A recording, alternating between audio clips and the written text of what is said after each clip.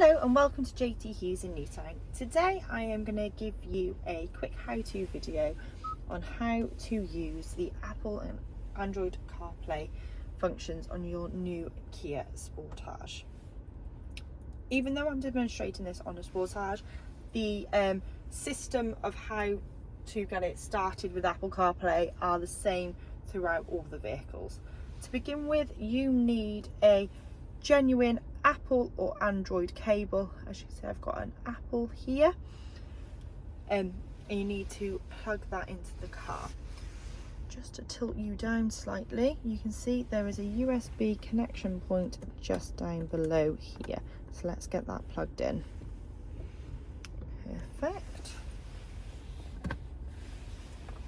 Right, so if I just grab my phone, so as you can see, we've got the iPhone here. I'm just going to connect the wire.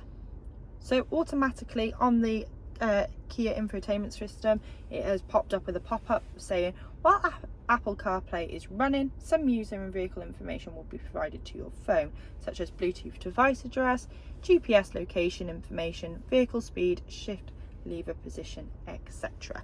So if you're happy with that, you click next.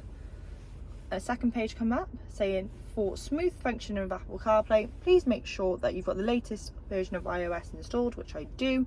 Good network signal strength is available, and an approved cable is used for connection. It also does say carrier fees may apply when using Apple CarPlay. If you're happy with everything, click OK.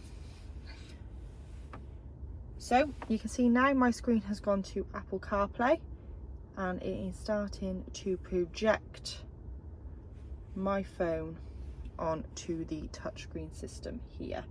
It's probably going to allow, it's probably going to start. It's in, at the moment it's gone straight into my Spotify. So if I click on home,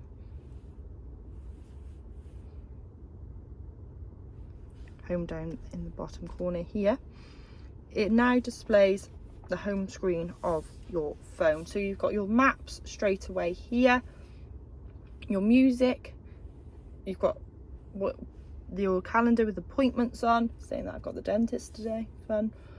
On the sides here you've got your maps again, your Spotify or whichever preferred music you use, your messages. If you go into the 6 dots down the bottom, it comes up with a menu, so you can see your recent phone contacts, like I say, maps and messages. Now playing on Apple Music, that one is. You've got your podcast down there if that's what you like to listen to, calendar, settings, Spotify, and you see your WhatsApp as well. So perks of Apple CarPlay is, if I have a text message through right now, it will come up on the screen and the car will actually ask you if you'd like it to be read aloud. It's also easier to use, some people think. Some people quite like it because you don't have as many options on there as what you do sometimes with the car infotainment system itself. It's really nicely displayed as well, to be honest.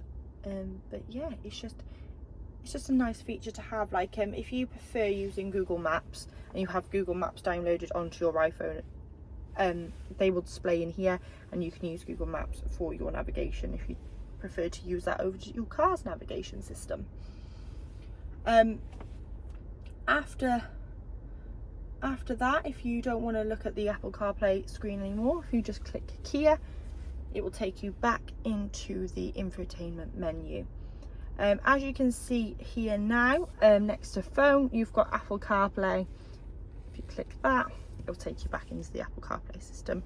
That's simply it. It was more of a quick how-to on how to get it connected up.